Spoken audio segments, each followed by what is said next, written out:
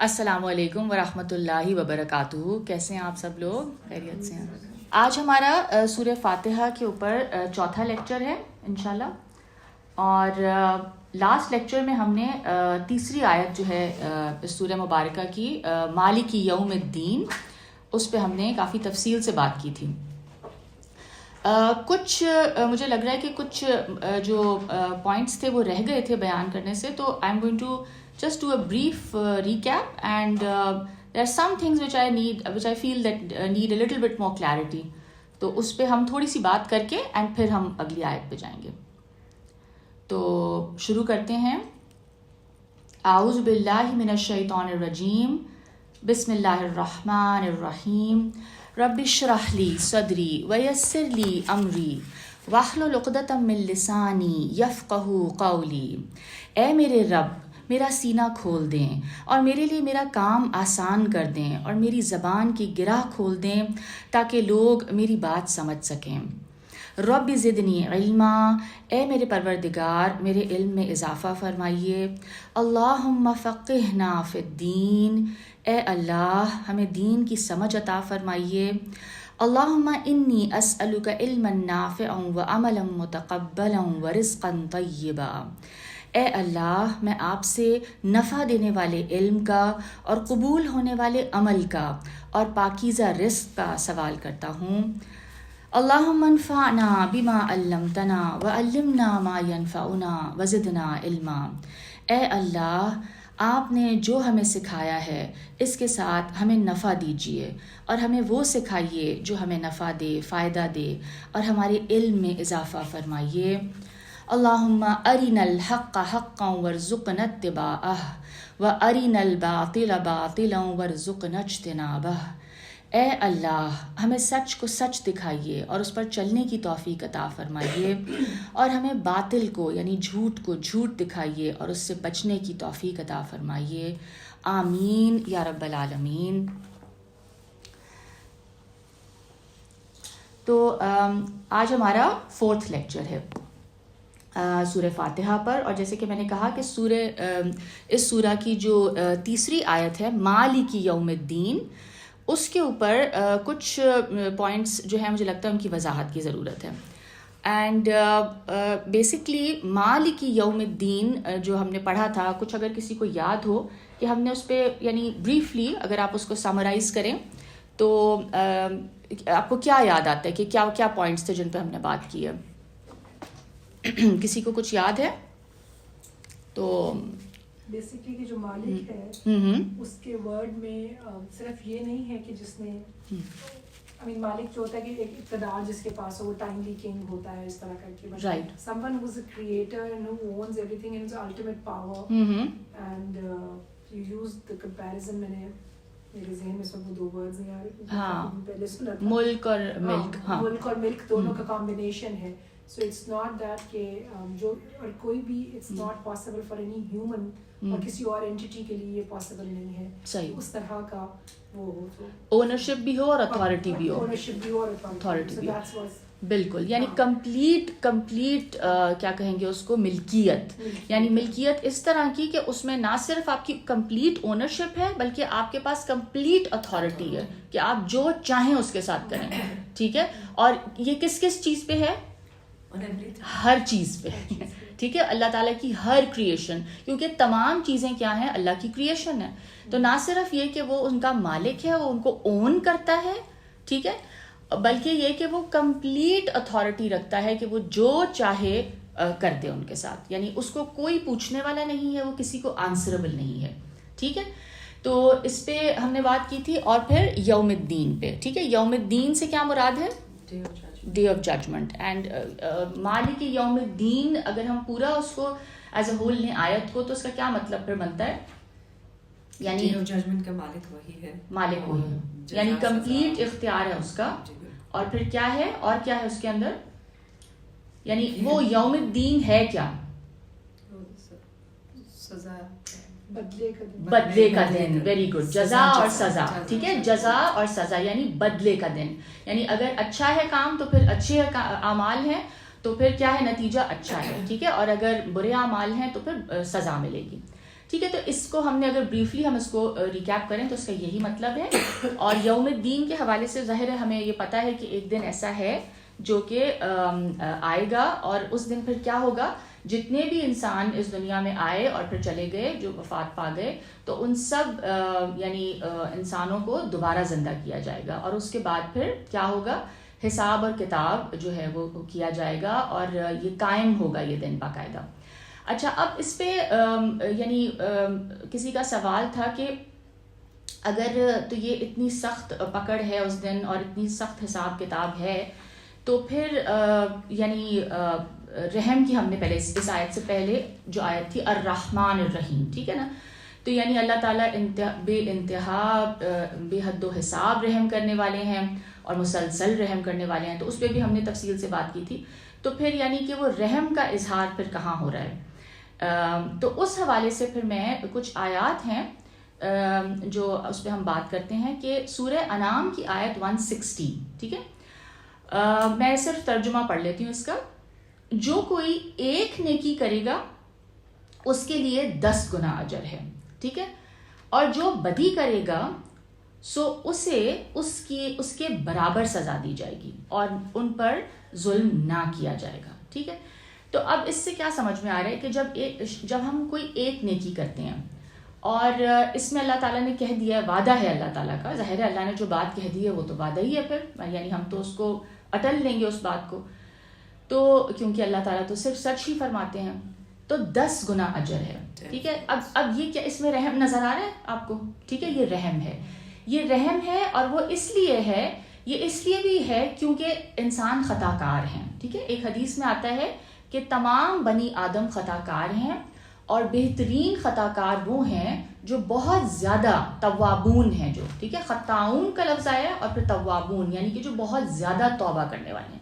تو یعنی ہم سے غلطیاں ہوں گی, خطا کا پتلا ہیں ہم, حضرت آدم علیہ السلام سے غلطی سرزد ہو گئی, ٹھیک ہے, تو وہ تو نبی تھے, تو ہم ظاہر ہے کہ ہماری یعنی اس میں عادت ہماری لیٹ سے کہ خمیر میں ہمارے اندر یہ چیز ہے کہ ہم مسٹیکس کرتے ہیں, اور انسان کا جو لفظ ہے اس کا روٹ ورڈ ہے نون سین یا, یعنی نسیان, بھول جانے والا, تو ہم بھول جاتے ہیں, ہمارے اندر یہ بھی ایک فلا ہے کہ انسان بھول بھی جاتا ہے. پھر ساتھ ہی ساتھ اللہ تعالیٰ نے ہمارے اندر جذبات رکھے ہیں, احساسات ہیں, پھر ہمارے انسٹنکٹس ہیں, ٹھیک ہے, تو ہم پریشان ہو جاتے ہیں, ہم گھبرا جاتے ہیں, اور اس میں کیا ہوتا ہے ہم سے غلطیاں سرزد ہو جاتی ہیں. کبھی کسی خواہش کا غلبہ بہت زیادہ آ جاتا ہے, کبھی لالچ آ جاتا ہے, کبھی حسد ہو جاتا ہے.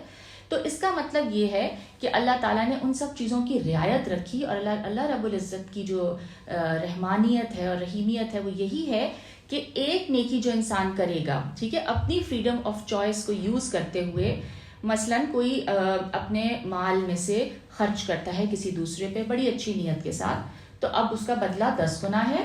اور کچھ اور آیات میں آتا ہے کہ جیسے تم سمجھ لو کہ جیسے ایک تم نے دانہ, ایک بیج بویا, اور اس سے پھر جو پودا نکلا اس میں 100 یعنی دانے نکل آئے. جیسے آپ اگر بھٹے کو امیجن کر لیں تو 100 دانے نکل آئے, اور اس کو پھر اور ملٹیپلائی بھی کر سکتا ہے, یعنی 100 گنا.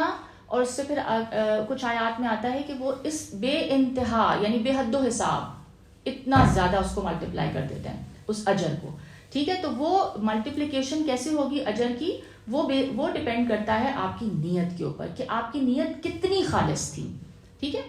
تو یہ پھر انشاءاللہ جب اس پہ کوئی آیت ایسی آئے گی تو اس پہ ڈیٹیل میں بات کر لیں گے. تو ٹھیک ہے, تو یہ اس میں رحم ہے, اس میں رحم کا ہمیں یعنی نظر آ رہا ہے کہ اللہ تعالیٰ کی جو ہے رحم کی صفت کا اظہار ہے. اسی طرح سورہ فرقان کی جو آیات ہیں جن میں کہ اللہ تعالیٰ عباد الرحمن کا ذکر کرتے ہیں کہ جو رحمان کے خاص بندے ہیں, جو رحمان کی یعنی غلامی کرتے ہیں, جو رحمان کے خاص یعنی بندے ہیں, وہ کس طرح کے ہوں گے. تو اس میں اللہ تعالیٰ نے کچھ صفات ان کی بیان کی. اور اب یہ میں آیت 68 سے 71 تک پڑھوں گی سورہ فرقان کی. اور وہ جو اللہ کے سوا کسی اور معبود کو نہیں پکارتے اور اس شخص کو ناحق قتل نہیں کرتے جسے اللہ نے حرام کر دیا ہے, ٹھیک ہے, اور زنا نہیں کرتے, اور جس شخص نے یہ کیا وہ گناہ میں جا پڑا, قیامت کے دن اسے دگنا عذاب ہوگا اور اس میں ذلیل ہو کر پڑا رہے گا. مگر اب اگلی آیت, جس نے توبہ کی اور ایمان لایا اور نیک کام کیے سو انہیں اللہ برائیوں کی جگہ، اب ذرا غور کیجئے، برائیوں کی جگہ بھلائیاں بدل دے گا، اور اللہ بخشنے والا مہربان ہے، اور جس نے توبہ کی اور نیک کام کیے تو وہ اللہ کی طرف رجوع کرتا ہے۔ اب اوپر جو جن گناہوں کا ذکر ہے، اگر آپ نوٹس کریں تو یہ گناہ کوئی چھوٹے گناہ نہیں ہیں، یہ کبائر ہیں، یہ کبیرہ گناہ ہیں، ٹھیک ہے؟ کیا؟ شرک کرنا سب سے پہلا، اور قتل، اور پھر زنا، ٹھیک ہے؟ یہ تینوں گناہ مینشن کر کے پھر اللہ نے کیا کہا؟ جو توبہ کر لے اور نیک عمل کر لے تو کیا ہے؟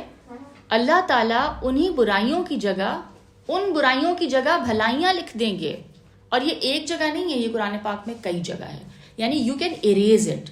اگر آپ خالص یعنی نیت کے ساتھ ایک سچی توبہ کریں تو اس کے بعد آپ پکا ایک عزم کریں اور عہد کریں تو اتنے بڑے گناہ، شرک، قتل اور زنا، اس کی صرف معافی نہیں لکھی ہے، صرف معافی نہیں ہے، بدلے میں اچھائیاں لکھ دیں گے، اف، ٹھیک ہے؟ تو یہ ہے رحمت، ٹھیک ہے؟ کیونکہ جیسے میں نے کہا انسان کے اندر جذبات ہیں، احساسات ہیں، یعنی آپ کے انسٹنکٹس ہیں، تو یعنی سم ٹائمز آپ جو ہے ان کو نہیں قابو پا سکتے ان کے اوپر، اور پھر کیا ہوتا ہے؟ آپ سے گناہ سرزد ہو جاتا ہے۔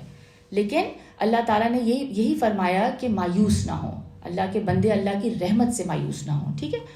اچھا، ایک اور چیز جو سورہ یاسین کی آیت نمبر 12 میں اللہ تعالیٰ فرماتے ہیں، اِنَّا نَحْنُ نُحْيِي الْمَوْتَى وَنَكْتُبُ مَا قَدَّمُوا وَآثَارَهُمْ وَكُلَّ شَيْءٍ أَحْصَيْنَاهُ فِي إِمَامٍ مُبِينٍ، بے شک ہم ہی مردوں کو زندہ کریں گے اور جو انہوں نے آگے بھیجا اور جو پیچھے چھوڑا اس کو لکھتے ہیں، اور ہم نے ہر چیز کو کتاب واضح لوح محفوظ میں محفوظ کر رکھا ہے۔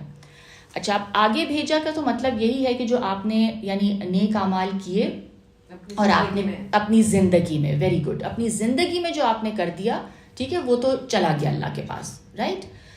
لیکن کچھ ایسے کام ہیں جو آثارہم جس کو کہا جا رہا ہے، یہ کیا ہے؟ صدقہ جاریہ جو کرتے ہیں، ویری گڈ، ٹھیک ہے؟ یعنی آپ کوئی ایسا کام کر کے گئے، کوئی ایسا ٹرینڈ سیٹ کر کے گئے، یا کوئی ایک ایسا کام شروع کر کے گئے جو کہ آپ کے پیچھے سے جاری رہا، آپ کسی کو انسٹرکشنز دے کے گئے اور وہ کام جاری رہا آپ کے پیچھے سے، اب وہ کام جو ہے آپ کی انسٹرکشنز پہ، مثلاً آپ کی اولاد یا کوئی بھی آپ کا یعنی ہو سکتا ہے جاننے والا کوئی عزیز اس کام کو جاری رکھے، اس کا ریوارڈ یعنی جب تک وہ کام چلتا رہے گا اس دنیا میں اس کا ریوارڈ آپ کو ملتا رہے گا، ٹھیک ہے؟ Again this is adding to your good deeds, اور یہ بھی رحمت ہے، اینڈ اٹس اونلی فیئر، ٹھیک ہے؟ اور اسی طرح بائی دا وے جو گناہ ہے نا، وہ بھی اگر آپ کوئی برا ٹرینڈ سیٹ کرتے ہیں اور آپ کوئی یعنی برے کام کی بنیاد ڈالتے ہیں، یا کوئی ایسا کام ہے جو کہ ڈسٹرکٹیو ہے اور وہ آپ چھوڑ کے جاتے ہیں، تو اس کا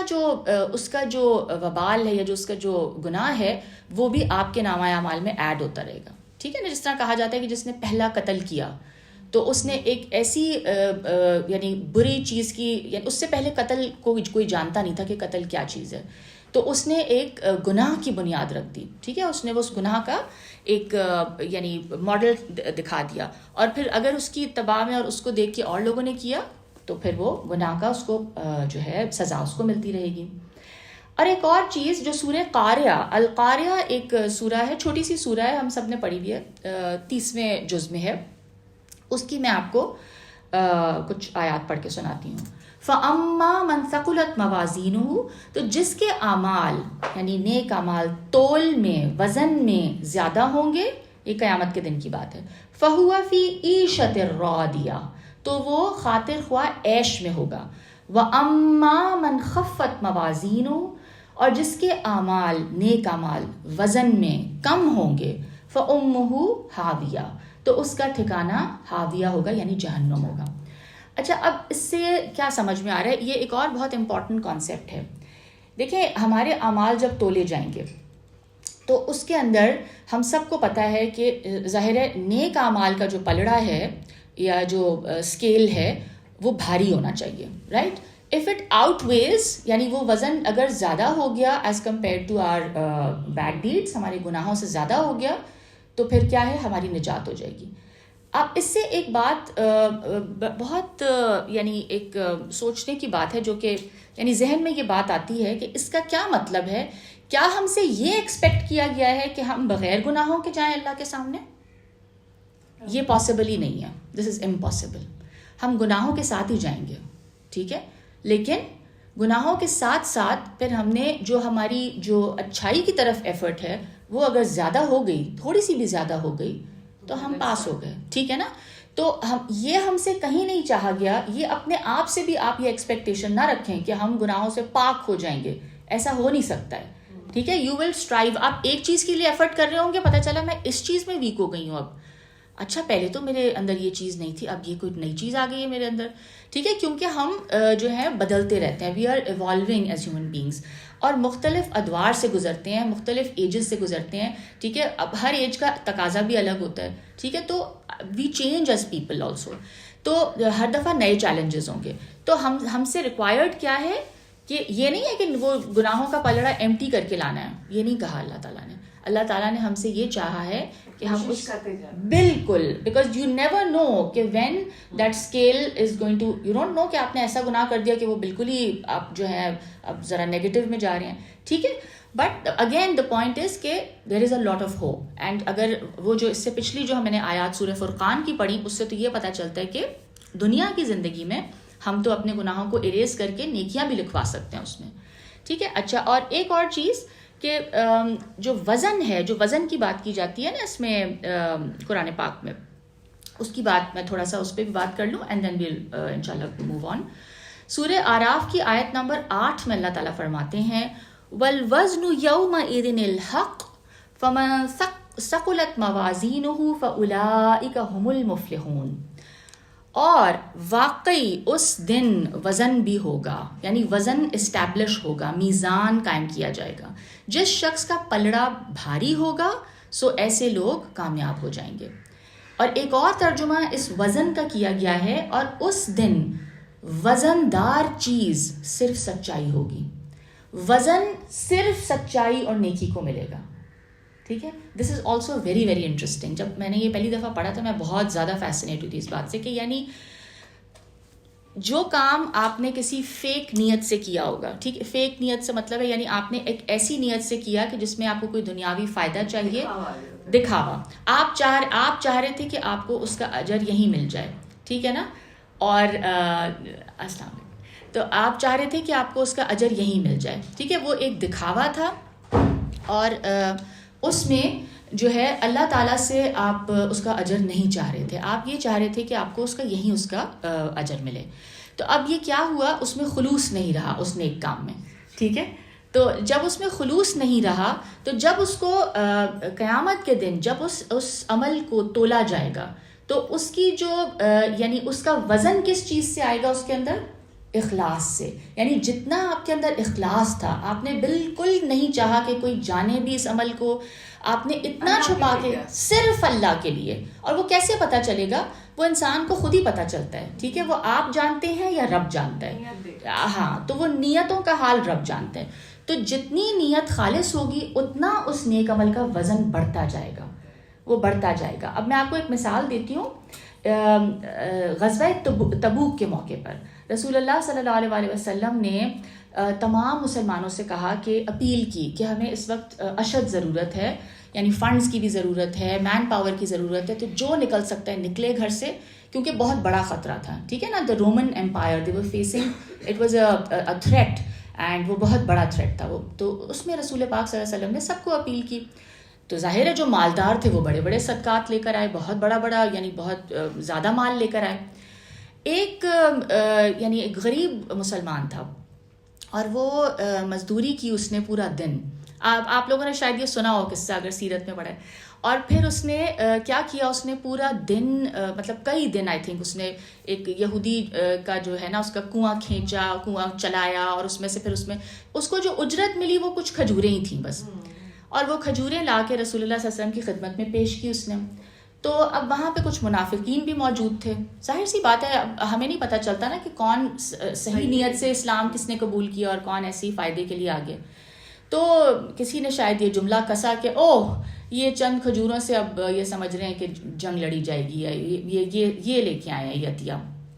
رسول اللہ صلی اللہ علیہ وسلم نے اس شخص کی جو لائی ہوئی کھجوریں تھیں وہ سارے مال کے اوپر پھیلا دیں اور فرمایا کہ یہ جو صدقہ ہے یہ سب سے زیادہ جو ہے نا قیمتی اور بھاری ہو گیا, ان تمام چیزوں کے اوپر بھاری ہو گیا. کیوں؟ اس کی ایفرٹ اور اس کی نیت. آپ یہ دیکھیں نا, ہر انسان کو اسی لیے اس کی کیپیسٹی کے مطابق جج کیا جائے گا, ٹھیک ہے نا, کہ کسی کے پاس زیادہ مال ہے تو ظاہر ہے اس سے پھر اس کا حساب اور اس کا حساب کتاب بالکل ڈفرینٹ ہوگا. تو یہ وزن جو ہے ہمیں اپنے اعمال میں اگر پیدا کرنا چاہتے ہیں ہم, تو کوئی چھوٹا سا عمل بھی اگر ہو لیکن اس میں ایفرٹ ڈلی ہو اور اس میں اخلاص ہو, یعنی خالص نیت ہو, اور وہ صرف اور صرف اللہ کی خوشنودی کے لیے ہم کر رہے ہیں, ہم اس میں اور کچھ نہیں چاہ رہے, یہاں تک کہ تعریف بھی نہیں چاہیے. ٹھیک ہے, سورہ دہر میں, سورہ انسان میں آتا ہے کہ ہم جو جنتی ہوں گے ان کے بارے میں اللہ تعالیٰ فرماتے ہیں ان کی صفات, کہ وہ کھانا کھلاتے ہیں اور وہ کہتے ہیں کہ ہم تم سے کچھ تعریف بھی نہیں چاہ رہے, ہمیں کچھ بدلے میں نہیں چاہیے, نہ ہمیں تعریف بھی نہیں چاہیے, ہمیں شکریہ بھی نہیں چاہیے, ہمیں تو صرف کیا چاہیے, ہم یہ صرف اللہ کے چہرے کے لیے کر رہے ہیں, لوجہ اللہ, یعنی اللہ کی خوشنودی کے لیے. ٹھیک ہے, تو یہ ہے وہ اخلاص جو ریکوائرڈ ہے, اور اس پہ ہم ورک کرتے رہیں گے. کیونکہ کئی دفعہ ایسا ہوتا ہے, دیکھیں تعریف تو ہر انسان کو اچھی لگتی ہے, آپ ایک پذیرائی چاہتے ہیں اپنے کام کے لیے, آپ نے ایک بہت محنت سے کوئی کام کیا تو آپ یعنی اٹس نیچرل, ایگزیکٹلی, ایک اپریسیشن انسان کو پسند آتی ہے. لیکن اگر آپ کی نیت یہ بن جائے کہ میں نے یہ کام کرنا ہی اسی لیے ہے کہ لوگوں میں میری واہ واہ ہو, دیٹ از رانگ. ٹھیک ہے, تعریف کا اچھا لگنا از نیچرل اینڈ تعریف کرنی بھی چاہیے, اور جو ہے اس میں کیا ہوتا ہے, اس میں انسان کو حوصلہ اس کا بڑھتا ہے. ٹھیک ہے, لیکن جھوٹی تعریف نہیں ہونی چاہیے. ٹھیک ہے, تو مجھے بہت خوشی ہو رہی ہے, آج میری پھپھو بھی آئی ہیں. جی ٹھیک. اچھا, اب اگلی آیت پہ انشاءاللہ اب بات کرتے ہیں, جو کہ اس سورہ کی چوتھی آیت ہے. ایاک نعبد و ایاک نستعین. ٹھیک پڑھا ہے میں نے؟ اے پروردگار, ہم تیری ہی عبادت کرتے ہیں اور تجھ ہی سے مدد مانگتے ہیں. ٹھیک ہے, اب امام راغب اصفہانی جو کہ ایک بہت بڑے لنگوسٹ گزرے ہیں, یعنی قرآن کی لینگویج پر انہوں نے اس پہ بہت زبردست کام کیا ہے, اور ان کی کتاب معرکۃ الآراء کتاب ہے, مفردات القرآن. ٹھیک ہے, تو قرآن کی جو ٹرمز ہیں اس پہ اور روٹ ورڈز پہ جو ان کا جو کام ہے اس سے ہر مفسر نے استفادہ کیا ہے. اچھا, اب اس میں جو لفظ ہے, سب سے پہلا جو لفظ آ رہا ہے ایاک نعبد, اس پہ پہلے بات کر لیتے ہیں. نعبد جو ہے اس کا جو روٹ ورڈ ہے, یعنی عربی زبان کے جو الفاظ ہیں اس میں usually most of the time 3 حروف ہوتے ہیں, 6 حرفی مادہ ہوتا ہے اس کا, یعنی کہ 3 حروف کا مادہ ہوتا ہے جہاں سے کہ وہ لفظ اوریجنیٹ کرتا ہے. تو عین, با اور دال اس کا روٹ ورڈ ہے عبد. ٹھیک ہے, اور اس کو غلام بھی کہا جاتا ہے, سلیو بھی کہا جاتا ہے. اچھا, العبودیہ کے معنی ہیں کسی کے سامنے ذلت اور انکساری ظاہر کرنا, ہیوملٹی کا اظہار کرنا. مگر العبادت کا جب لفظ آ جاتا ہے, یعنی عبادت کی فارم میں, یعنی اس فارم میں جب یہ لفظ آتا ہے العبادہ, یہ جو لفظ ہے اس کا مطلب پھر بن جاتا ہے انتہائی درجے کی ذلت اور انکساری ظاہر کرنا, انتہائی درجے کی ایکسٹریم ہیوملٹی کا اظہار کرنا. اور اس سے ثابت ہوا کہ معنوی اعتبار سے العبادہ کا لفظ عبودیہ سے زیادہ بلیغ ہے.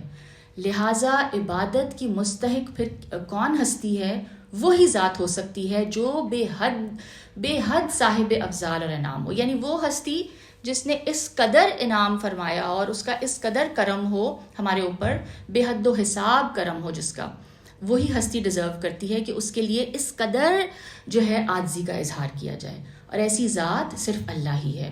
اسی لیے فرمایا گیا قرآن پاک میں اللہ تعبدوا الا ایاہ, کہ اس کے سوا کسی کی عبادت نہ کرو.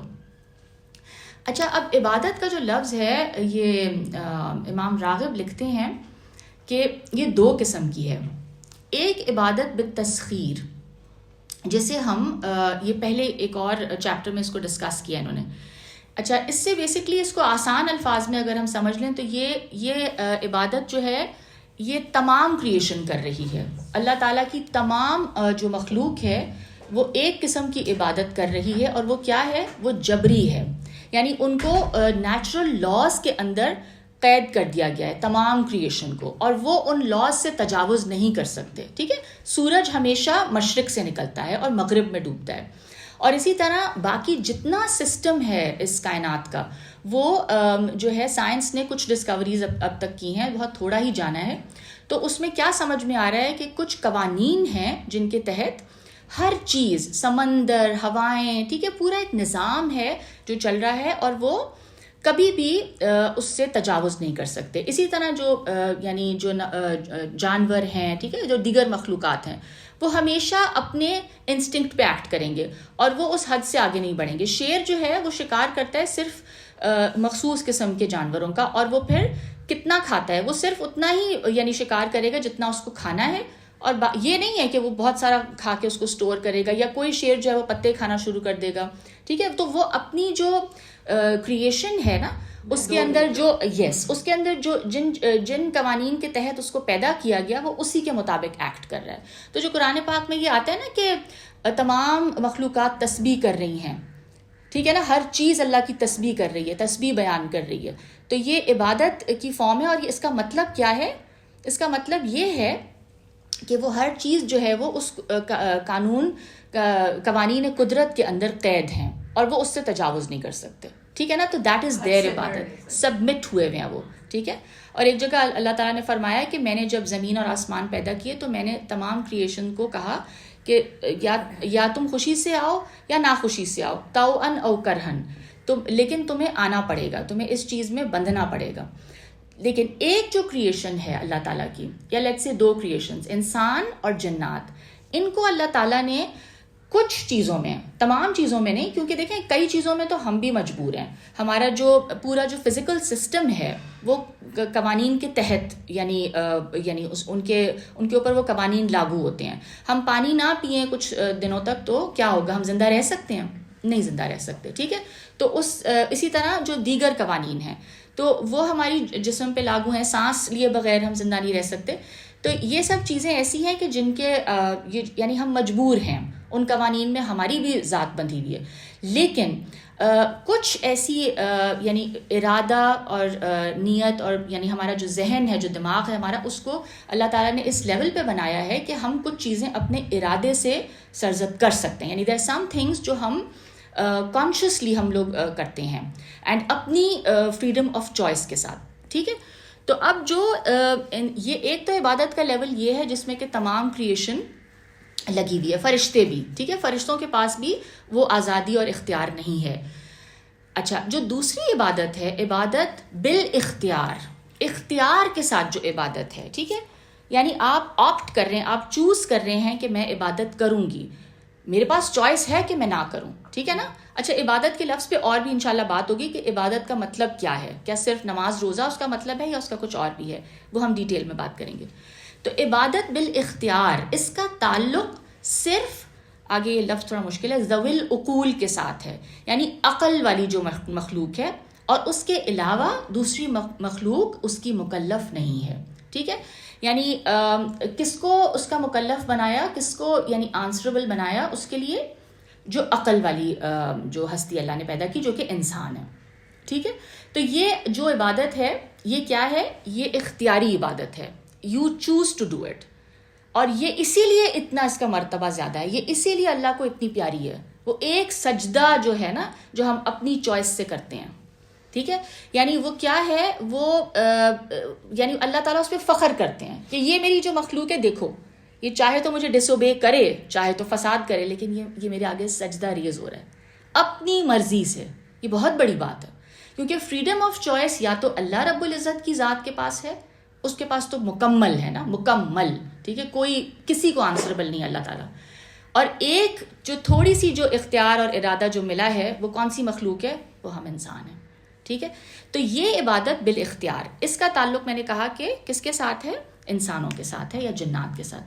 تو اسی لیے قرآن پاک میں آیا, او عبدو ربکم, اپنے پروردگار کی عبادت کرو. اور پھر آتا ہے وعبدوا اللہ, اور خدا ہی کی عبادت کرو. اس میں کون سی عبادت کا ذکر ہے؟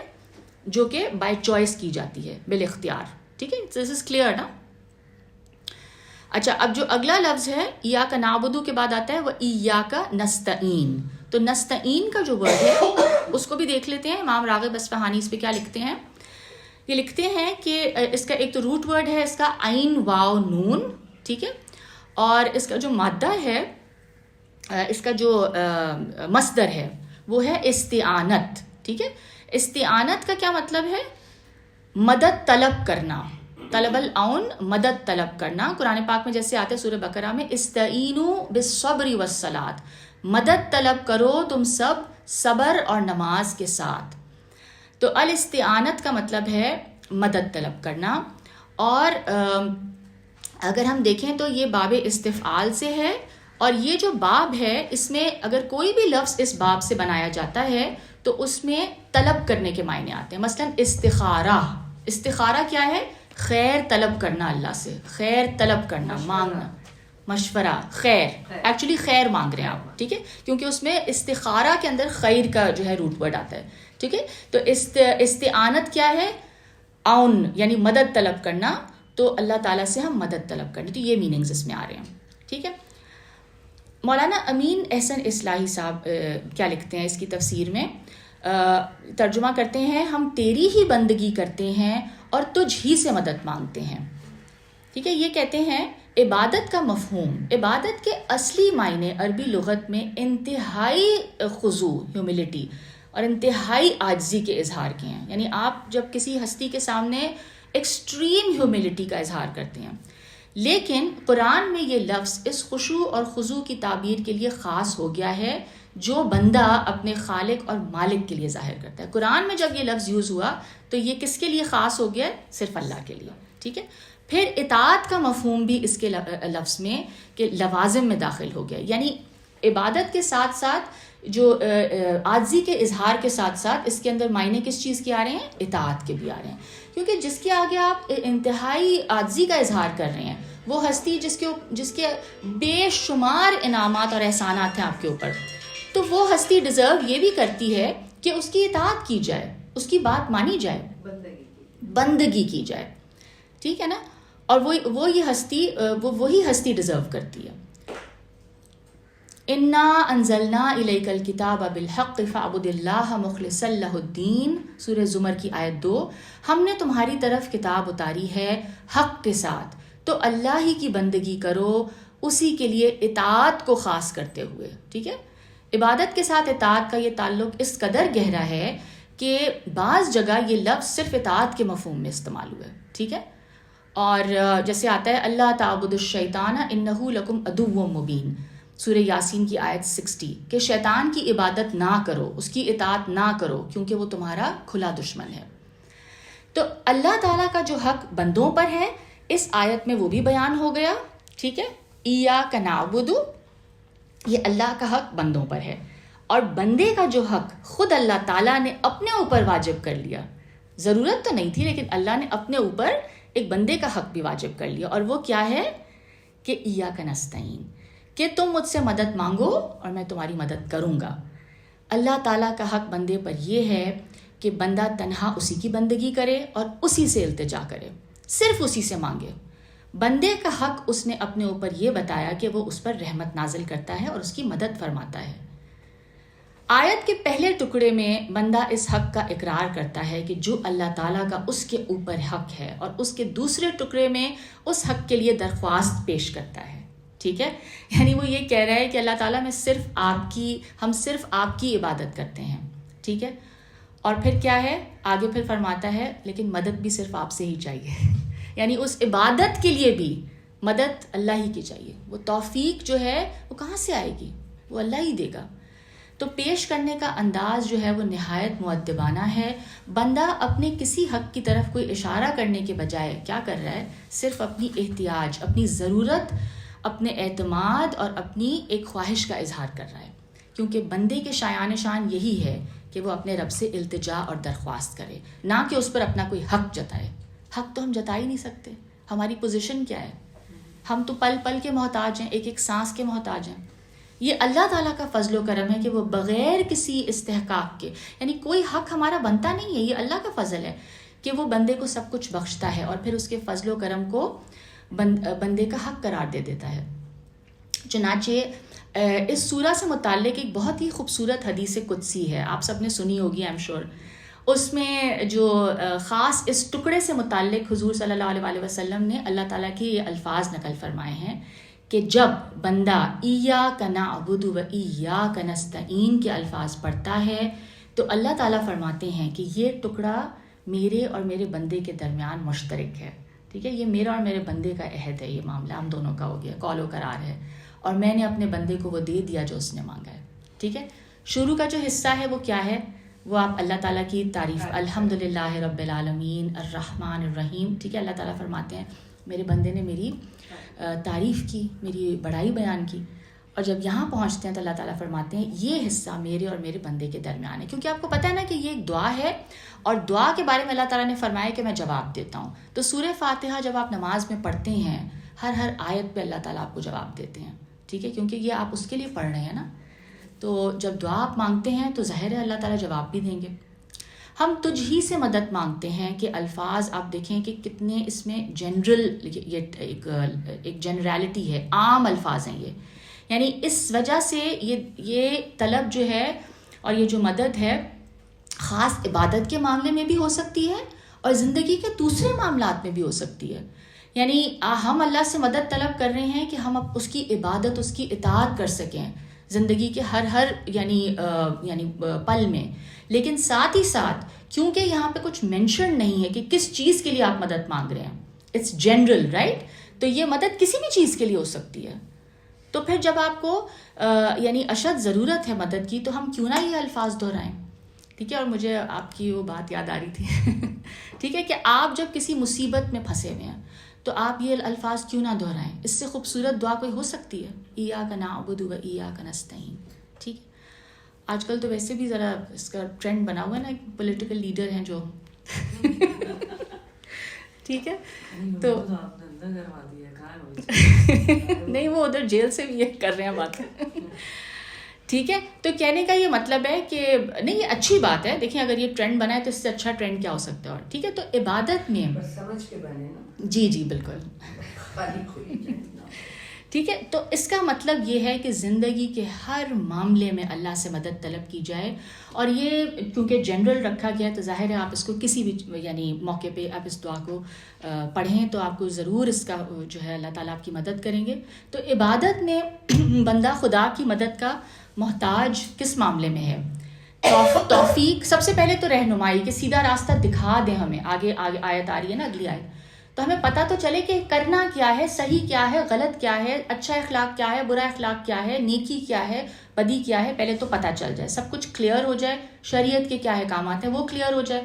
اس کے بعد توفیق ملے اس کو کرنے کی، آپ کا ذہن اس کی طرف مائل ہو، آپ کو وہ چیز اچھی لگنے لگے. عمل یعنی پہلے تو اچھی لگے نا وہ چیز، آپ کا سینہ تو کھلے نا اس کے لیے. اگر آپ کا سینہ ہی تنگ ہو گیا ہے یا آپ تعصب کا شکار ہو گئے ہیں تو آپ کبھی بھی نہیں عمل کریں گے اس پہ.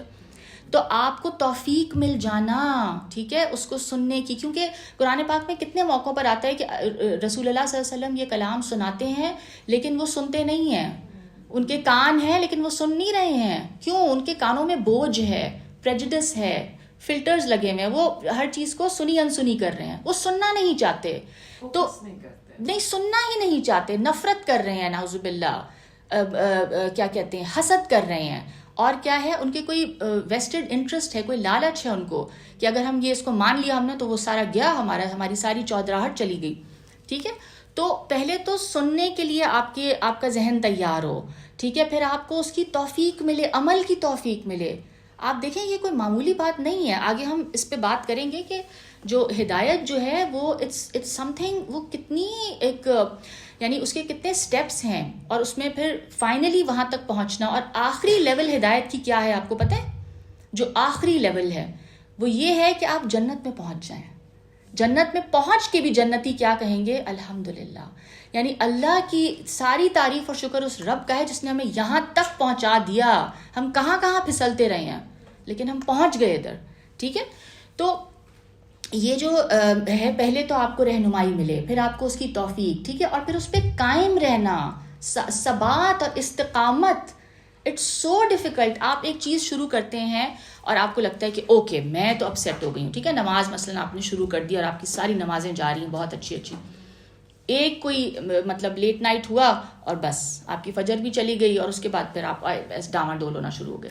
اور اسی طرح اور جو کام ہے آپ کے، کوئی آپ نے ایک نیکی کا کام شروع کیا اور آپ کا بڑا دل کھلا، قرآن کلاس، ہاں بالکل ٹھیک ہے، یا پھر آپ نے کوئی ایک کام شروع کیا، یو اوکے اوکے، تو آپ نے کام شروع کیا اور جو ہے آپ کو لگا کہ بڑا آپ کا دل کھل گیا، you become very generous and you like okay I am fine, میں اپنا یہ مال شیئر کروں گی اور اس طرح کروں گی. اینڈ دین سڈنلی کیا ہوا، تھوڑا سا آپ کو تنگی آئی اینڈ یو لائک نہیں، مطلب یا آپ کا ویسے ہی دل تنگ ہونا شروع ہو گیا، ٹھیک ہے، آپ نے زیادہ اسپینڈ کر دیا اپنے اوپر اور اب آپ کے پاس وہ رہا نہیں، اب آپ کہیں کہ اب تو پیسے ہی نہیں رہے. تو وہ استقامت جو ہے نا، دیٹ از دا کی، اس پہ قائم رہنا اس چیز پر، وہ استقامت بھی اللہ تعالیٰ دیتے ہیں. یہ سارا کچھ اسی میں آتا ہے جو آپ اللہ سے مدد طلب کر رہے ہیں. کیونکہ عبادت بالخصوص جب کہ وہ زندگی کے ہر پہلو میں خدا کی اطاعت پر بھی مشتمل ہو، ایک بڑی ہی آزمائش کی چیز ہے. یہ مولانا خود لکھ رہے ہیں. اس میں ایسے سخت مقامات بھی آ جاتے ہیں جہاں بڑے بڑوں کے پائے ثبات بھی ڈگمگا جاتے ہیں. ہو جاتا ہے ایسی آزمائشیں آ جاتی ہیں، آپ خود حیران رہ جاتے ہیں کہ میں نے کیسا ری ایکٹ کیا، نہیں اپنے اوپر کنٹرول رہتا. کبھی آپ کی طبیعت ایسی ہو جاتی ہے یا کچھ حالات ہی ایسے اتنے سخت آ جاتے ہیں، ایسی بڑی آزمائش آ جاتی ہے، ٹھیک ہے. تو یہ سب کچھ، یہ توفیق، پھر اس پہ قائم رہنا اور اس موقع پہ گناہ سے بچ جانا، یہ سب کچھ کس کی توفیق ہے؟ یہ اللہ کی توفیق ہے. اب حضرت یوسف کی مثال میرے ذہن میں آ رہی ہے. حضرت یوسف علیہ السلام کی جو ایک طرح سے آزمائش کہہ لیں، جو خاتون جن کے گھر میں وہ رہتے تھے، جب انہوں نے ہی ان کی طرف اپنی طرف مائل کرنے کی کوشش کی، سیڈیوس کرنے کی کوشش کی، تو ان کے جو الفاظ ہیں وہ کیا ہیں؟ یعنی وہ جب انہوں نے پہلے تو یہ کہا کہ اللہ کی پناہ، معاذ اللہ، ٹھیک ہے، اور اس کے بعد جب وہ اس کے چنگل سے نکل گئے، یعنی kind of ran away from her, تو اس کے بعد انہوں نے کیا، الفاظ قرآن میں یہ بھی آتے ہیں اللہ تعالیٰ کے کہ وہ بھی مائل ہو جاتا ان کی طرف، ایک نیچرل چیز ہے نا، لیکن اللہ تعالیٰ نے اللہ نے رحم کر لیا ان کے اوپر، ٹھیک ہے. تو اب اس کے بعد حضرت یوسف علیہ السلام اس بات کا اعتراف کرتے ہیں کہ یہ تو اللہ ہی کا رحم ہوا میرے اوپر، اللہ ہی کی رحمت ہے یہ انسان، کیونکہ نفس امارہ جو آپ کا نفس اندر سے ہے، یا جو آپ کے انسٹنکٹس کہہ لیں، یا جو بھی آپ کی ڈیزائرز یا اللہ نے آپ کے اندر رکھا ہوا ہے، وہ تو آپ کو مائل کرتا ہے نا ان چیزوں کی طرف. تو اگر کوئی بچ گیا ہے تو وہ اپنے آپ کو کریڈٹ مت دے، ٹھیک ہے، اس کی ڈٹرمنیشن بھی ہے، بٹ وہ آتی کہاں سے ہے؟ وہ بھی اللہ ہی دیتے ہیں، ٹھیک ہے. تو اس جملے میں ایک اور انٹرسٹنگ بات، اس جملے میں جو یا کا جو ہے نا، ٹھیک ہے، اس کو پہلے رکھا ہے نعبدو سے. اصل میں یہ ہونا کیسے چاہیے تھا؟ نعبدو ایاکا، ہم عبادت کرتے ہیں صرف آپ کی، یہ اس طرح ہونا چاہیے تھا. تو یہ مولانا صاحب لکھ رہے ہیں کہ اس جملے میں مفعول کی تقدیم، اس کو پہلے رکھنے سے کیا ہوا؟ یہ ایک لینگویج کا انداز ہے عربی زبان کا، اور ہر زبان میں یہ خوبصورتی پیدا ہوتی ہے اس طرح سے کہ جب آپ نے ایا کا پہلے لکھ دیا، پہلے فرما دیا، تو اس میں حصر کا مضمون پیدا ہو گیا، یعنی صرف یہی بات ہے. ایا کا پہلے لکھنے کا مطلب کیا ہوا؟ صرف اور صرف آپ کی ہم عبادت کرتے ہیں. اگر یہ بعد میں آتا نا تو اتنی زیادہ اس پہ ایمفسس نہ ہوتا، یعنی عبادت بھی صرف اللہ ہی کی اور استعانت بھی تنہا اسی سے. اس حصر نے یعنی ایا کا پہلے لکھ دینے سے اس چیز کو قید کر دیا معنی کو، کہ اس حصر نے شرک کے تمام علائق کا ایک قلم میں خاتمہ کر دیا، یک قلم خاتمہ کر دیا. یعنی کیونکہ اس اعتراف کے بعد بندے کے پاس کسی غیر اللہ کو نہ کچھ دینے کو رہا اور نہ اس سے کچھ مانگنے کی گنجائش باقی رہی. اس کے بعد دوسروں سے بندے کے تعلق کی بھی صرف وہی نوعیت جائز رہ گئی ہے جو خود اللہ تعالیٰ نے قائم کر دی ہے. آپ بندوں کے آگے بھی کبھی اس طرح سے نہیں گڑ گڑائیں گے، نہ جھکیں گے. کیوں؟ کیونکہ آپ کو پتہ ہے کہ وہ بندہ بھی اسی طرح محتاج ہے اللہ کی رحمت کا جس طرح آپ ہیں. جس طرح ایک واقعہ ہے نا کہ ایک شخص تھا، کسی کی کوئی بادشاہت تھی، کوئی دور ہوگا، مجھے اب یاد نہیں رہا کہ کیا کانٹیکسٹ تھا اس کا، مجھے صرف کچھ اس کا یہ یاد آ رہا ہے اس کی جسٹ، کہ ایک شخص تھا، اس نے سوچا کہ میں بادشاہ سے جا کے بات کروں گا اور میں اس سے مدد طلب کروں گا. تو وہ میرا کام کر دے گا. تو اس نے جا کے دیکھا کہ بادشاہ خود سجدے میں گرا ہوا ہے اور پھر دعائیں مانگ رہے ہیں اللہ سے. تو اس کو کیا احساس ہوا کہ یہ تو اسی طرح اللہ کی رحمت کا محتاج ہے جیسا میں ہوں, تو میں اپنے رب سے کیوں نہ مانگوں, ڈائریکٹ اللہ سے. اچھا, مجھے اس سے ایک چیز یاد آ رہی ہے, ویسے ہی شیئر کر رہی ہوں. میرے ہسبینڈ نا ایک دفعہ بہت سال پہلے کی بات ہے, وہ دبئی گئے تھے کسی کام سے, اور میری بہن وہاں رہتی ہیں, تو وہ اپارٹمنٹس میں رہتی ہیں. تو اس اپارٹمنٹ کی انٹرنس جو ہے نا 2 طرف سے ہے. تو وہ پہنچے تو وہ ہی گاٹ کنفیوزڈ, اور وہ جو ہے نا غلط انٹرنس پہ اتر گئے, which was a much longer route. اچھا, اب ایک تو یہ ہوا. اس کے بعد کیا ہوا کہ وہ کبھی بھی اپنے جیب میں پیسے نہیں رکھتے, کبھی بھی نہیں, یا نہ یہاں نہ وہاں. اب اتفاق ہوا کہ جب وہ کہیں سے نکل رہے تھے تو ان کے پاس کچھ درہمز تھے جیب میں نا, پیسے رکھے ہوئے تھے. یہ بھی ایک یعنی اتفاق ہو گیا. اچھا, غیر معمولی چیز ہو گئی. تو اچھا, اب وہ وہاں کھڑے تھے تو انہوں نے سوچا کہ چلو وہ سگریٹ پیتے ہیں, تو انہوں نے کہا میں سگریٹ پی لیتا ہوں, اور کیونکہ پھر اندر جا کے میں نہیں پی سکوں گا تو میں یہیں پی لیتا ہوں. اب وہ وہاں کھڑے بھی ہو گئے اور وہ کافی دیر کھڑے رہے, ظاہر ہے سگریٹ پی رہے تھے. تو اتنی دیر میں ایک آدمی آیا ان کے پاس, اور غریب سا لگ رہا تھا بیچارہ. تو اس نے آ کے جو ہے نا ان سے صرف یہ کہا کہ نا مجھے جو ہے نا میں نے کھانا نہیں کھایا ہوا, اور مجھے جو ہے نا کچھ پیسوں کی ضرورت تھی, تو آپ کی بڑی مہربانی ہوگی. بس اس نے اتنا سا کہا. تو میرے ہسبینڈ نے اس کی طرف دیکھا, اور انہوں نے کہا کہ میں بہت زیادہ حیران ہو رہا ہوں ابھی. تو اس نے کہا کیوں, کیا ہوا؟ انہوں نے کہا کہ میں کبھی بھی اپنی جیب میں پیسے نہیں رکھتا, لیکن آج میری جیب میں پیسے ہیں. تو جتنے پیسے تھے نا وہ انہوں نے اس کو نکال کے دے دیے. اس بندے کے جس طرح آنسو نکلے ہیں. اور آپ کو پتہ ہے اس نے کیا کہا اس کے بعد؟ وہ کہتا ہے میں ابھی مسجد سے نکلا ہوں اور میں رو رو کے اللہ سے دعا کی ہے. مطلب میرے تو رونگٹے کھڑے ہو گئے جب انہوں نے مجھے بتایا. ہی سیڈ فرا مجھے اللہ تعالیٰ نے وہاں پہنچایا اس کی مدد کے لیے with cash in my pocket. ذریعہ بنا. کیسے اس کی دعا سنی گئی ہے. ہی سیڈ کہ مجھے تو صرف 5 درہم چاہیے تھے کھانا کھانے کے لیے. عمر نے کہا نہیں آپ یہ رکھ لیں. میرے ہسبینڈ نے دے. تو ہی سیڈ مجھے اللہ نے اس غلط انٹرنس پہ اتارا, ٹھیک ہے, میری جیب میں پیسے رکھوائے, ٹھیک ہے, and then I stood there waiting for him. I didn't know who I was waiting for him. I was smoking. He said and he came up to me, اور وہ اتنا رویا اس کے بعد وہ شخص. تو یہ ہے وہ مدد جو آتی ہے, ٹھیک ہے. تو بندہ ایاک نعبد و ایاک نستعین, ٹھیک ہے. تو دوسروں سے جو پھر تعلق کی نوعیت ہے نا وہ بھی وہی جائز ہے, یعنی آپ مدد طلب کر سکتے ہیں, بٹ آپ اس طرح سے نہیں گریں گے اس بندے کے آگے جیسے آپ نے اللہ کے آگے گرنا ہے. ایسا تو بولتے ہیں نا آپ ہمارے لیے دعا کرنا, ہمارے لیے بالکل نہیں, اور آپ مدد بھی مانگ سکتے ہیں. دیکھیں نا دنیا کا کاروبار تو ایسے ہی چلتا ہے نا, آپ ایک دوسرے سے ظاہر سی بات ہے مدد مانگیں گے, لیکن اس میں غلط کیا ہو جائے گا جب آپ اس قدر اس شخص کے پیچھے پڑ جائیں گے, یا آپ اتنا گڑ گڑائیں گے اس کے آگے کہ جیسے جو اللہ تعالیٰ ڈیزرو کرتے ہیں, یعنی وہ, کیونکہ اصل مسبب الاسباب تو وہ ہستی ہے نا. یہ ذہن میں رہنی چاہیے بات. باقی تو کیا ہیں, باقی تو سب وسیلے ہیں, اور اس میں درجات ہیں. یعنی آپ ہو سکتا ہے کہ آپ کسی سے مدد نہ مانگیں کبھی, اور اللہ ہی آپ کے ہر کام کرتے جائیں. آپ کہیں کہ نہیں میں تو بات بھی نہیں کروں گی, میں بولوں گی بھی نہیں, اللہ اس کے دل میں ڈال دے. کئی دفعہ ایسے بھی ہوتا ہے کہ کوئی شخص بالکل بیان نہیں کر رہا ہوتا, لیکن کوئی دوسرا جو شخص ہے اس کو لگا کہ بھائی اس کو تو اس کی ضرورت ہوگی. اور وہ آپ کو دیکھنا بھی چاہیے ایسے لوگوں کو جو نہ مانگیں مگر وہ ضرورت مند ہیں, کیونکہ وہ ان کے اندر ایک غیرت ہے. جی بالکل ٹھیک ہے. تو یہ جو بات ہے ٹھیک ہے, یہ یہاں تک ان کا اوپینین ہے. اب ہم دیکھ لیتے ہیں مفتی شفیع عثمانی کا. ایاک نعبد و ایاک نستعین, ہم تیری ہی بندگی کرتے ہیں اور تجھ ہی سے مدد مانگتے ہیں. ایاک نعبد و ایاک نستعین, اس آیت میں ایک پہلو جو ہے حمد و ثنا کا ہے, ہم تیری ہی عبادت کرتے ہیں, ٹھیک ہے, یعنی آپ اللہ کی حمد بیان کر رہے ہیں. اور دوسرا کیا ہے, دعا اور درخواست کا. نعبدو عبادت سے مشتق ہے جس کے معنی ہیں کسی کی انتہائی تعظیم, انتہا درجے کی عزت دینا کسی کو, اور محبت کی وجہ سے, انتہائی تعظیم اور محبت کی وجہ سے اس کے سامنے اپنی انتہائی عاجزی اور انتہائی فرما برداری کا اظہار.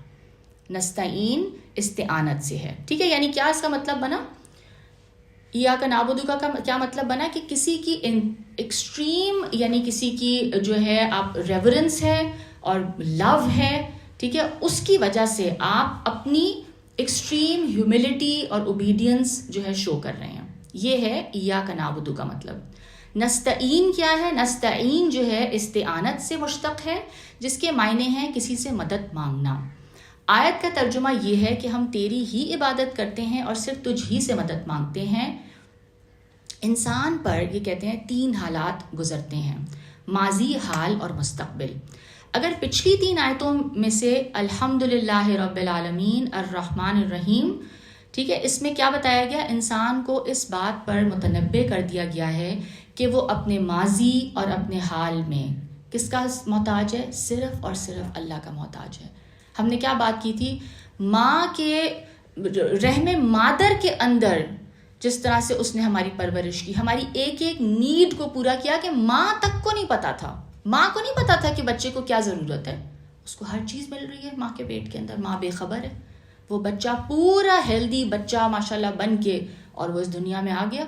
ٹھیک ہے، تو جو ہستی اس رحم مادر میں اس 3 اندھیروں کی تاریکی کے اندر ہمیں پرووائڈ کرتا رہا، اس وقت بھی ہم اسی کے مستحق تھے، اس کی رحمت کے مستحق تھے، اسی کے لیے یعنی ہم اسی کے آگے وہ تھے، احتیاج تھا ہمارا سارے کا سارا. تو یعنی ماضی، حال اور آگے پھر مستقبل. ٹھیک ہے، یہ تینوں یعنی ماضی میں بھی ہم اللہ کے اس کی رحمت کے لیے یعنی وہ تھے، ضرورت مند تھے. اور اس ماضی میں اللہ تعالیٰ نے ہمیں کچھ نہ ہونے سے کیا کچھ بنا دیا. ٹھیک ہے نا. اور ہم نے بات کی تھی کہ رب جو ہے وہ سٹیج بائی سٹیج پرورش کرتا ہے، یعنی آپ کو نرچر کرنے والی ذات، یعنی آپ کو ہر سٹیج پہ جس چیز کی ضرورت ہے وہ ذات آپ کو اس خاموشی سے وہ چیز آپ کو پرووائڈ ہوتی گئی کہ پتہ بھی نہیں چلا.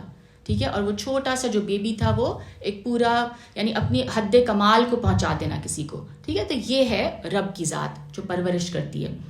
تو ہم نے اس پہ بات کی تھی، اور اس نے ہمیں کچھ نہ ہونے سے پورا ایک انسان بنا دیا. ٹھیک ہے، اور اس کو تمام کائنات سے زیادہ بہترین شکل و صورت عطا کی، عقل و بصیرت عطا فرمائی، اشرف المخلوقات بنایا.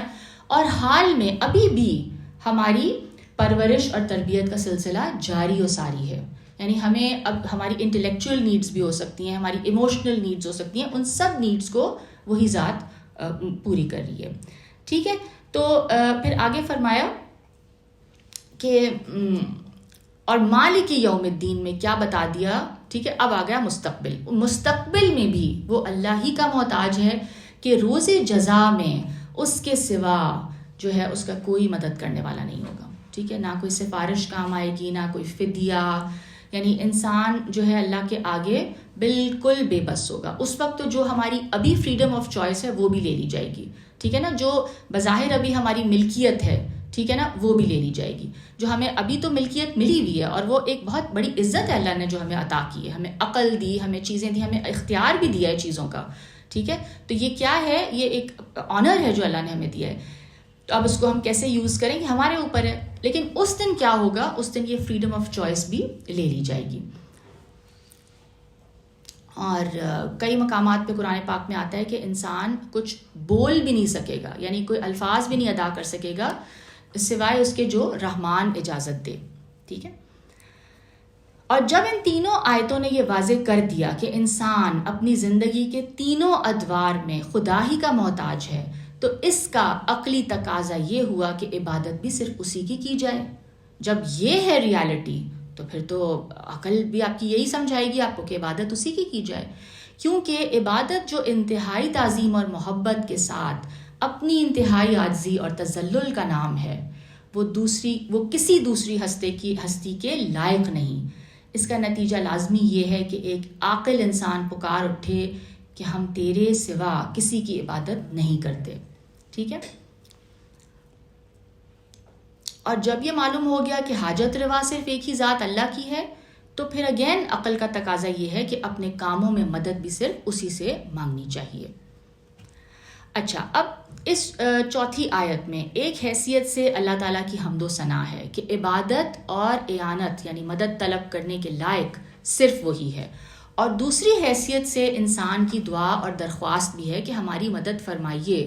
اور تیسری حیثیت اور بھی ہے کہ اس میں انسان کو تعلیم دی گئی ہے کہ اللہ کے سوا کسی کی عبادت نہ کرے، اور حقیقی طور پر اللہ کے سوا کسی کو حاجت روا نہ سمجھے.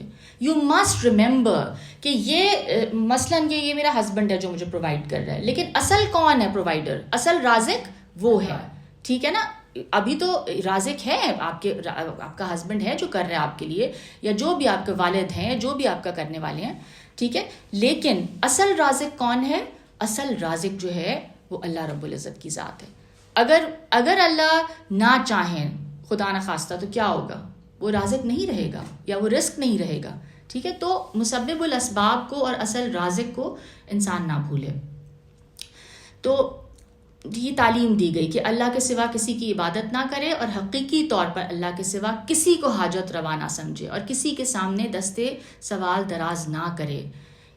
اور اللہ تعالیٰ سے, اور اس آیت میں یہ بات بھی قابل غور ہے کہ ارشاد یہ ہے کہ ہم تجھی سے مدد مانگتے ہیں, کسی کام میں مدد مانگتے ہیں. یہ اگین یہ کہہ رہے ہیں کس کام میں مدد مانگتے ہیں, اس کا ذکر نہیں کیا, ٹھیک ہے. تو اگین وہی والی بات جو ہم نے پچھلے میں پڑھی تھی کہ عموم کی طرف اشارہ ہے کہ ہم اپنی عبادت اور ہر دینی دنیاوی کام, ہر مقصد میں صرف آپ کی مدد چاہتے ہیں. حدیث میں آتا ہے کہ رسول اللہ صلی اللہ علیہ وسلم نے فرمایا کہ تمہارے جوتے کا تسمہ بھی اگر ٹوٹ جائے نا, تم اللہ سے مدد مانگو, ٹھیک ہے. اب یہ سننے میں ایک عجیب سی بات لگتی ہے, لیکن آپ کوئی بھی چیز جو آپ کو پریشان کر رہی ہے, ٹھیک ہے, دنیاوی سے دنیاوی یعنی چھوٹے سے چھوٹا کام ہو, آپ اللہ سے مدد طلب کریں, ٹھیک ہے. کیونکہ اصل فاعل حقیقی یعنی کرنے والی ذات تو وہی ہے نا.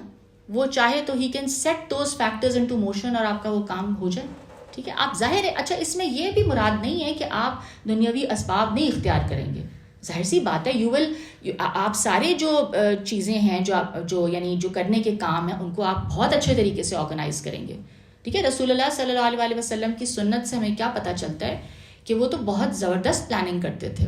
یعنی ایون جنگوں کے حوالے سے ہم یہ دیکھتے ہیں, حالانکہ وہ نبی تھے, وہ یہ کہہ سکتے تھے کہ بس اللہ مدد کر دیں گے نا, اللہ تعالیٰ فرشتے بھیج دیں گے اور بس خود ہی ہو جائے گا سب کچھ, میں تو اللہ کا سچا نبی ہوں. بٹ اگر آپ یہ پڑھیں قرآن پاک میں, انہوں نے کس طرح سے جنگ میں, حالانکہ وہ دفاعی جنگیں تھیں اور ان پہ مسلط کی گئی تھیں, تو جب مشرکین آ گئے تو کس طرح جنگ بدر میں, جنگ احد میں انہوں نے کس طرح جو ہے مسلمانوں کی پلیسمنٹ کی, اور کتنی یعنی he was an amazing military strategist. یعنی جو کتابیں لکھی گئی ہیں رسول اللہ صلی اللہ علیہ وسلم پر. تو اس سے کہنے کا مطلب یہ ہے کہ آپ یہ نہ سمجھیں کہ اگر میں یہ کہہ رہی ہوں کہ مدد کسی سے طلب نہیں کرنی, تو اس میں یہ مطلب نہیں ہے کہ آپ ہاتھ پہ ہاتھ دھر کے بیٹھ جائیں گے کہ بس اللہ تعالیٰ کریں گے اور بس میں تو بیٹھی رہوں گی. دنیاوی لحاظ سے آپ کو جو ایفرٹ ریکوائرڈ ہے آپ کریں گے. مثلاً کوئی بیمار ہو جاتا ہے تو اب اس کا علاج تو وہ کروائے گا نا, یہ تو نہیں ہے کہ وہ کہے گا کہ بس ٹھیک ہے خود ہی صحیح ہو جائے گا. اب وہ اصل میں جیسے میرا ایک ڈرائیور ہے, وہ اس کا نا کڈنی میں اسٹون ہے. اچھا اب وہ اس کو پین بہت زیادہ تھی, تو جب اس کا اسکین وغیرہ ہوا تو پتہ چلا کہ وہ اتنا بڑا اسٹون ہے کہ وہ میڈیسن وغیرہ سے نہیں ریموو ہوگا, and it's causing blockage and his kidney is going into will go into failure. اس کی کڈنی ڈیمیج ہونا شروع ہو گئی ہے. تو اچھا اب جو ہے اس کو بہت زیادہ میں نے سمجھا رہی تھی جب, تو مجھے آگے سے جواب دے رہا ہے. ایک تو وہ ڈر رہا تھا, اس کو سمجھ نہیں آ رہی تھی, دوسرا وہ جواب کیا دے رہا ہے, زندگی موت تو اللہ کے ہاتھ میں ہے, اللہ مالک ہے, اللہ شفا دے دے گا اگر نہیں ہوگا. تو آئی سیڈ کہ تو پھر میں نے اس کو یہ سب سمجھایا. میں نے کہا کہ یہ دیکھو زندگی موت بالکل اللہ کے ہاتھ میں ہے, تو تم ابھی جو ہے نا اسٹیئرنگ ویل سے ہاتھ ہٹا دو اور تم بریک بھی نہ لگاؤ. مرنا ہوگا تو مر جائیں گے, ورنہ ہم زندہ رہ جائیں گے. تو مطلب کہنے کا مطلب یہ ہے کہ اس میں یہ والا رویہ بھی غلط ہے, ٹھیک ہے. This is not what is required. مومن سے یہ ریکوائرڈ نہیں ہے, کیونکہ ہمیں رسول اللہ صلی اللہ علیہ وسلم کی اسوا سے, ان کی سیرت سے یہ کیا پتہ چلتا ہے کہ he was an amazing planner, ٹھیک ہے نا. وہ ایک ایک قدم کو پلان کرتے تھے. تو دنیا کے سارے اسباب اپنانا اور پھر اللہ تعالیٰ سے مدد طلب کرنا, ٹھیک ہے نا. کہ اب میں نے اپنی طرف سے پوری تیاری کر لی ہے, اب اللہ تعالیٰ اب آپ کے حوالے, ٹھیک ہے نا. میں سرجری کے لیے مثلاً جا رہا ہوں, اب اللہ تعالیٰ آپ اس کو, اب سرجن جو ہے اس کا ہاتھ اسٹڈی رہے اور وہ سارا کچھ ٹھیک ہو جائے اور میرا علاج ہو جائے اور میں صحت یاب ہو جاؤں, اب آپ کے حوالے ہے, رائٹ. کیونکہ اس وقت بھی ہر پل پہ آپ کو اس کی مدد کی ضرورت ہے. اچھا اب یہ آگے یہ لکھتے ہیں کہ آپ ہر یعنی عبادت اور ہر دینی اور دنیاوی کام اور ہر مقصد میں صرف آپ کی مدد ہم چاہتے ہیں. پھر عبادت جو ہے نا صرف نماز اور روزے کا نام نہیں ہے. امام غزالی رحمۃ اللہ علیہ نے اپنی کتاب اربعین میں عبادت کی 10 قسمیں لکھی ہیں. نماز, زکوٰۃ, روزہ, حج. تلاوت قرآن، ہر حالت میں اللہ کا ذکر کرنا، حلال روزی کے لیے کوشش کرنا، ٹھیک ہے، ارننگ تھرو لافل مینز، عبادت ہے یہ. ہم کبھی سوچتے ہیں یہ ہمارے ذہن میں عبادت کا مفہوم صرف وہ ریچولز آف ورشپ ہے، نماز روزہ زکوٰۃ حج، ٹھیک ہے وہ بھی عبادت ہے، لیکن وہ کیا ہیں؟ وہ تو ریچولز ہیں، ٹھیک ہے وہ بھی اپنی جگہ عبادت ہے، اس کا بھی بہت اجر ہے. حلال روزی کے لیے کوشش کرنا، پڑوسی اور ساتھی کے حقوق ادا کرنا، ٹھیک ہے میری پڑوسی بیٹھی ہیں لوگوں کو نیک کاموں کا حکم کرنا اور برے کاموں سے منع کرنا. تو کہنے کا مطلب ہے کہ آپ کو کچھ نظر آ رہا ہے کہ کوئی ظلم ہو رہا ہے کسی کے اوپر اور آپ اس کے بارے میں کچھ کر سکتے ہیں، تو you should do some thing about it, ٹھیک ہے، اچھی بات بتانا، ٹھیک ہے. اور آپ کو لگ رہا ہے کہ جو ہے کسی کو کسی چیز کی انفارمیشن نہیں ہے اور آپ سے کچھ مدد طلب کرتے ہیں اس حوالے سے، آپ اس کو اچھی بات بتا دیں، ٹھیک ہے. رسول اللہ صلی اللہ علیہ وسلم کی سنت کا اتباع کرنا. And this list is endless, یعنی آپ کی دنیا کا ہر جو کام ہے وہ عبادت بن سکتا ہے. کس طرح؟ جب وہ اللہ کے بتائے ہوئے اصولوں پہ کیا جائے، اس میں خیانت نہ ہو، اس میں دھوکے بازی نہ ہو، ٹھیک ہے. تو بزنس کرنا لافل طریقے سے بہت بڑی عبادت ہے، ٹھیک ہے. کیوں؟ آپ اکانومی کو کیا کر رہے ہیں؟ یو آر بیسکلی جو ہے اکانومی کو آپ بینیفٹ کر رہے ہیں، yes, and you are creating employment for people, ٹھیک ہے نا. And then maybe you are creating a product which is beneficial. تو اس بزنس کے اندر اگر ویلیوز وہ والی ہوں گی جو دین ہمیں دیتا ہے، ٹھیک ہے نا، تو وہ بزنس بھی عبادت ہے. ایک ٹیچر اسکول میں پڑھاتی ہے، ٹھیک ہے، وہ عبادت بھی ہو سکتا ہے اور وہ گناہ بھی ہو سکتا ہے اگر وہ غلط باتیں سکھائے اور اگر وہ اس میں ہیرا پھیری کرے اور وہ صحیح پڑھائے نہ، ٹھیک ہے. تو اس کے اندر تو وہی جو کام ہے وہ عبادت بھی بن سکتا ہے اگر ہم اس کو نیک نیتی کے ساتھ خیانت نہ کریں آپ، ٹھیک ہے. تو اس لیے عبادت میں اللہ تعالیٰ کے ساتھ کسی کو شریک نہ کرنے کے معنی یہ ہوئے کہ نہ کسی کی محبت اللہ تعالیٰ کے برابر ہو، نہ کسی کا خوف اس کے برابر ہو، نہ کسی سے امید اس کی طرح ہو، نہ کسی پر بھروسہ اللہ کی مثل ہو، نہ کسی کی اطاعت اور خدمت اور کام کو اتنا ضروری سمجھا جائے جتنا اللہ کی عبادت کو، نہ اللہ تعالیٰ کی طرح کسی کی نظر اور منت مانے، نہ اللہ تعالیٰ کی طرح کسی دوسرے کے سامنے اپنی مکمل عاجزی اور تذلل کا اظہار کرے. یعنی نہ وہ افعال کسی دوسرے کے لیے کرے جو انتہائی یعنی تذلل کی علامت ہیں، عاجزی کی علامت ہیں، جیسے رکوع اور سجدہ. وہ صرف اور صرف اللہ کی ذات کے لیے ہے، کیونکہ اس میں کیا ہے، اس میں آپ نے اپنی پوری یعنی اپنے پیشانی کو زمین پہ رکھ دیا نا، یا آپ نے رکوع کر کے اتنا زیادہ جھک گئے، تو اس میں ایک اظہار اس قدر اس عاجزی کا ہے کہ جو صرف اللہ ڈیزرو کرتے ہیں، ٹھیک ہے. ویسے تھوڑا سا جھکنا جیسے کچھ کلچرز میں ہوتا ہے، تو that I mean there is nothing wrong with that. And again اس میں نیت بھی ہے، ٹھیک ہے نا. تو مولانا مودودی اس کے بارے میں کیا لکھتے ہیں؟ عبادت کا لفظ بھی عربی زبان میں تینوں معنوں میں استعمال ہوتا ہے، پوجا اور پرستش، ٹھیک ہے. جس طرح ہم بات کر رہے تھے نا، کسی کا فین بن جانا، کسی کو اڈور کرنا، کسی کو یعنی اس کی مالا جپنا، ٹھیک ہے نا، ورشپ کرنا کسی کو. تو پوجا اور پرستش، اطاعت اور فرما برداری، اوبیڈینس، ٹھیک ہے. بندگی اور غلامی، یعنی کسی کی غلامی میں آ جانا، یعنی اس کا سلیو بن جانا. پھر جو سلیو ہوتا ہے نا، اس کی کوئی اپنی مرضی نہیں رہتی، پھر وہ یہ نہیں کہتا کہ کیوں، اور مطلب اس کی کوئی وجہ ہونی چاہیے، کیوں میں کروں ایسے، میں 7 یہ چکر کیوں حج میں مطلب اس طواف کی کیوں کروں، وائے، یہ تو کوئی اس میں تو کوئی لاجک نہیں ہے، کوئی سینس نہیں ہے. نہیں، بس کہہ دیا نا اللہ نے، تو بس کرو، ایسے ہی کرو، this is what he wants from you, بات ختم ہو گئی. اس مقام پر تینوں معنی بیک وقت مراد ہیں، یعنی ہم تیرے پرستار بھی ہیں، ہم آپ کے فین بھی ہیں اللہ تعالیٰ کے، آپ کو اڈور کرتے ہیں، ہم مطیع فرمان بھی ہیں آپ کے، وی اوبے یو، اور ہم آپ کے غلام بھی ہیں، سلیو بھی ہیں. اور بات صرف اتنی ہی نہیں ہے کہ ہم تیرے ساتھ یہ تعلق رکھتے ہیں، بلکہ واقعی حقیقت یہ ہے کہ ہمارا تعلق صرف تیرے ہی ساتھ یہ ہے ایسا. یعنی this is not just the fact کہ ہم یہ بیان ابھی کر رہے ہیں، یہ حقیقت ہے actually, this is a fact. ان تینوں معنوں میں سے کسی معنی میں بھی کوئی دوسرا ہمارا معبود نہیں ہے. یعنی آپ کے ساتھ ہمارا تعلق محض عبادت ہی کا نہیں، بلکہ استعانت کا تعلق بھی ہم آپ کے ساتھ ہی رکھتے ہیں. ہمیں معلوم ہے کہ ساری کائنات کا رب آپ ہی ہیں، ساری کائنات کے رب آپ ہی ہیں، اور ساری طاقتیں آپ کے ہی ہاتھ میں ہیں، اور ساری نعمتوں کا آپ اکیلے مالک ہیں. اس لیے ہم اپنی حاجتوں کی طلب میں آپ ہی کی طرف رجوع کرتے ہیں. ساری طاقتیں جس کے پاس ہیں تو ظاہری بات ہے کہ رجوع پھر اسی سے کیا جائے. تیرے ہی آگے ہمیں ہاتھ پھیلانا ہے اور تیری مدد پر ہمارا مکمل اعتماد ہے. دیکھیں دعا کر کے نا پھر ہمارا ساتھ اس کے ایمان بھی ہونا چاہیے, ہمیں اعتماد ہونا چاہیے کہ ہم نے کس ہستی سے دعا مانگی ہے. تو ہمیں پھر وی شوڈ ہیو کانفیڈنس کہ اب جس سے مانگ لیا ہے تو وہ ہستی اب کرے گی.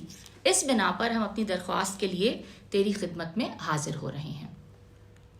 اور آگے ایک اور اسکالر ہیں, ان کا بھی کر لیتے ہیں, مولانا عبد الماجد دریابادی صاحب. یہ لکھتے ہیں ہم بس تیری ہی عبادت کرتے ہیں اور بس تجھ ہی سے مدد چاہتے ہیں, نہ کہ کسی اور کی.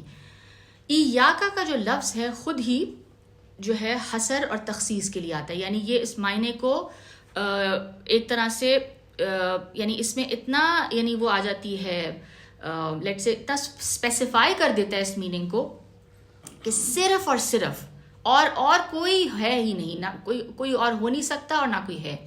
اور بحیثیت مفعول یعنی اگین وہ یہی بات کریں کہ ایاکا کو جو پہلے رکھ دیا اس سے اس میں کلام میں اور زیادہ تاکید پیدا ہو گئی.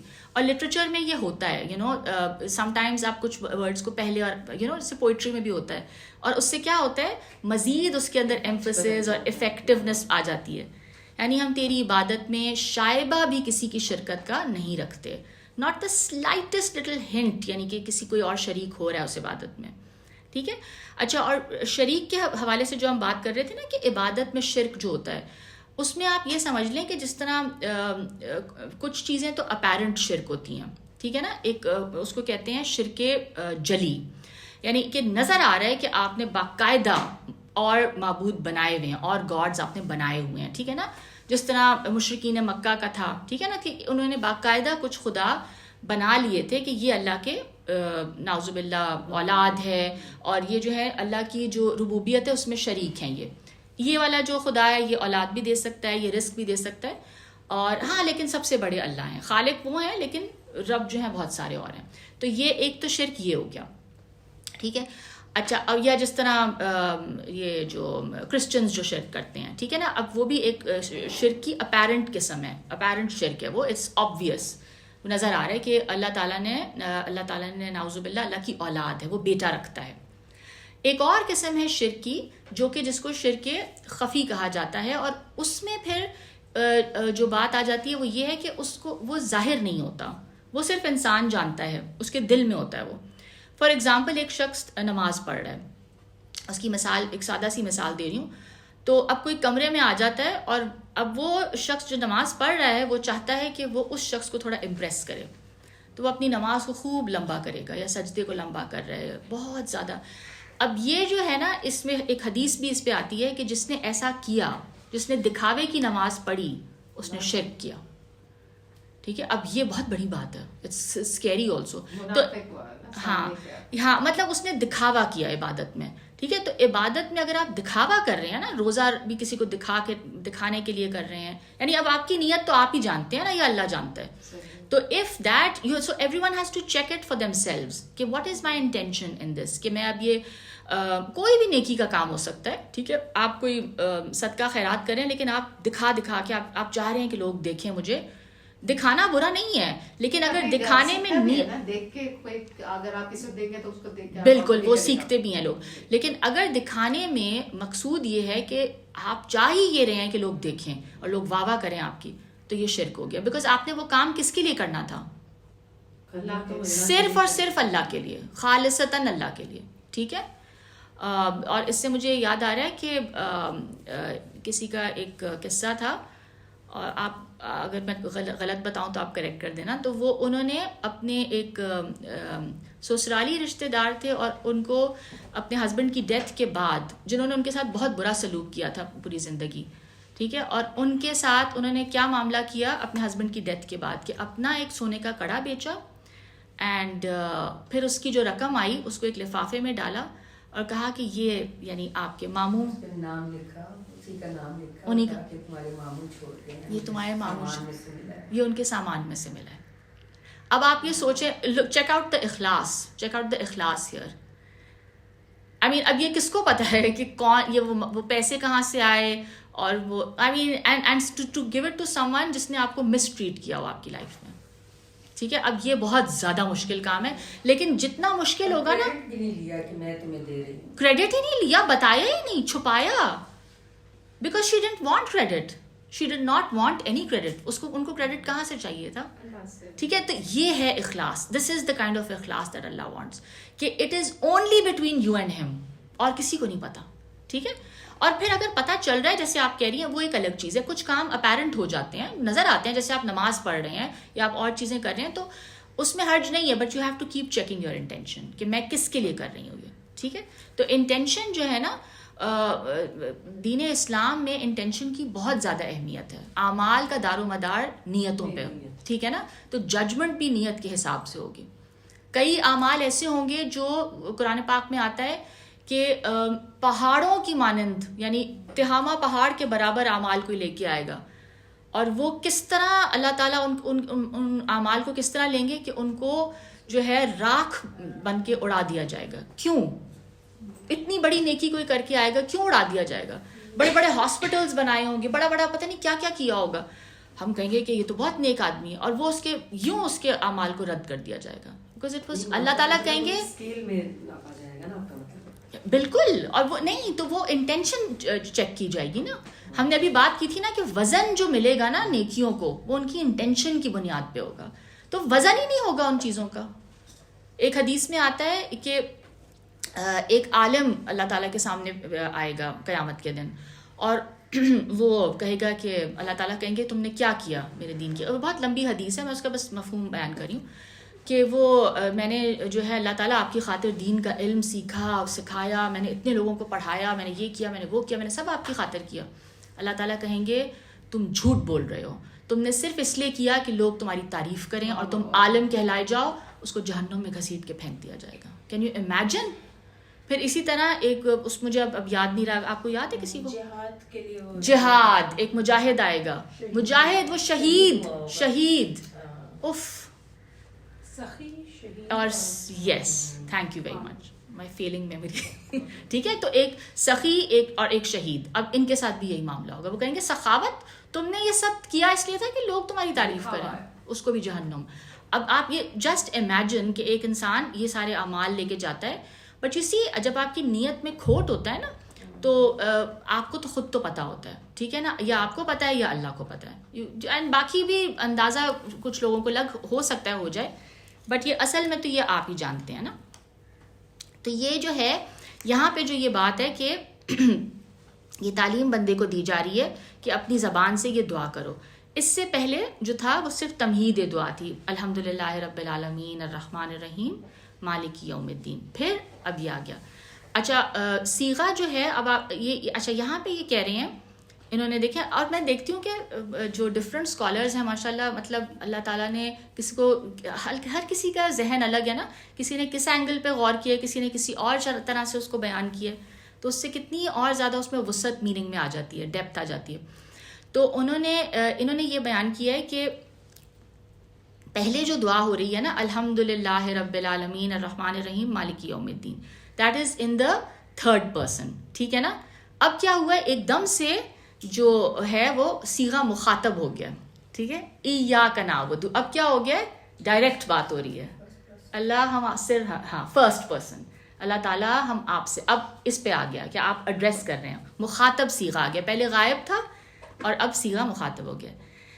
یہ جو انداز ہے کلام کا رخ تبدیل کرنا, یہ بھی ایک جو ادبی جو ذوق لوگ رکھتے ہیں نا, وہ اس کو انڈرسٹینڈ کرتے ہیں کہ یہ اس کلام میں خوبصورتی کے لیے ہے. ٹھیک ہے, اور یہ اچھا دوسرا یہ کہ انسان جو ہے ایک دم سے وہ بھی ہوتا ہے, اس کی طرف مائل بھی ہوتا ہے. اور انہوں نے پھر یہ بھی کہا ہے کہ اس میں کچھ جو دور جاہلیت کے جو شعر ہیں انہوں نے پیش کیے ہیں کہ اس میں کس طرح, یعنی پوئٹری سے بھی انہوں نے, اس زمانے کی پوئٹری سے بھی انہوں نے مثالیں دی ہیں. بزرگوں سے منقول ہے کہ قرآن مجید کا لب لباب سورہ فاتحہ ہے. The essence of the holy Quran is سورہ فاتحہ, اور سورہ فاتحہ کا لب لباب یہ آیت ہے. بجانا آپ ادھر آ جائیے, دس از بیٹر کمفرٹیبل. ٹھیک ہے, ہاں اٹس 1 o'clock, ہاں بس آئی ایم جسٹ اینڈنگ. ٹھیک ہے. نعبدو عبادت نام ہے تذلل، انکسار، فقر، محتاجی کے آخری مرتبے کا. مشرک قومیں خدا نہ جانے کتنی یعنی چھوٹے بڑے کتنی دیوی دیوتاؤں کی عبادت میں شریک کرتی رہتی ہیں، ٹھیک ہے نا، بلکہ ان کی عبادتوں میں تو خدا کی شرکت رہنے بھی نہیں پاتی، یعنی وہ خدا تو کہیں لاسٹ ہی ہو جاتا ہے، ٹھیک ہے نا، کیونکہ اتنے سارے اور گاڈز آ جاتے ہیں. اور مسیحیوں کے ہاں بھی نماز جیسی اور جب بھی مطلب نماز جیسی بھی ہوتی ہے اور جب کبھی بھی ادا ہوتی ہے اس میں برابر خدا کے ساتھ فرزند خدا کی شرکت رہتی ہے، یعنی اللہ کے ساتھ اللہ کا بیٹا ہمیشہ نعوذ باللہ شامل ہوتا ہے. آیت کے ایک لفظ ایاکا سے اس کی کمپلیٹ تردید ہو گئی. سارے مذہبوں کے مشرکانہ اس کی کمپلیٹ نفی ہو جاتی ہے، تردید ہو گئی ان طریقوں کی، سارے مذہبوں کے مشرکانہ طرز عبادت کی. ٹھیک ہے، صرف تم ہی ہو. اس کو میں کمپلیٹ کر لوں، بس 2 منٹ اور لگیں گے اگر آپ کو دیر ہو رہی ہے.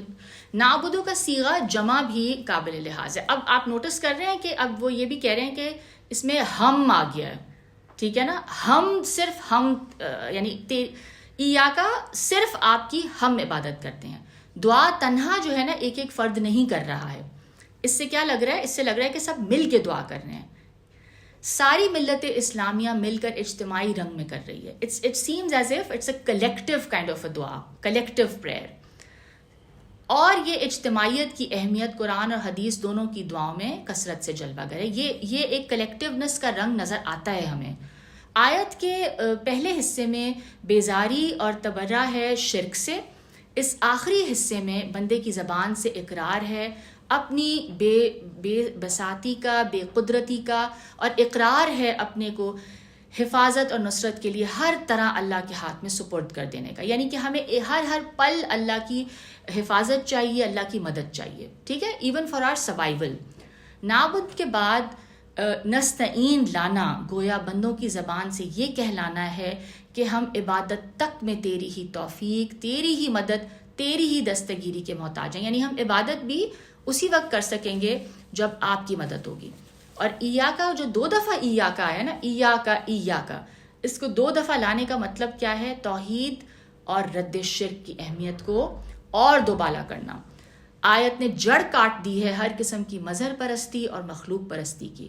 شرک کی چھپی سے چھپی بھی راہیں بند کر دی ہیں، خفی سے خفی فارم بھی اس میں بند کر دی گئی، اور کوئی خفیف سی بھی گنجائش نہ رہ گئی کسی اور چیز کی پرستش کی. فرشتے کو ورشپ کیا جائے، کسی انسان کو ورشپ کیا جائے، کوئی کسر نہیں چھوڑی گئی. ٹھیک ہے، اس کو یہاں تک روکتے ہیں. آئی تھنک کلاس آج تھوڑی سی لمبی ہو گئی، but I wanted to complete the تفسیر. ٹھیک ہے، کوئی کسی نے کچھ کہنا ہے، کوئی کامنٹ یا کوئی کویسچن؟ کوئی کچھ کہنا چاہے گا؟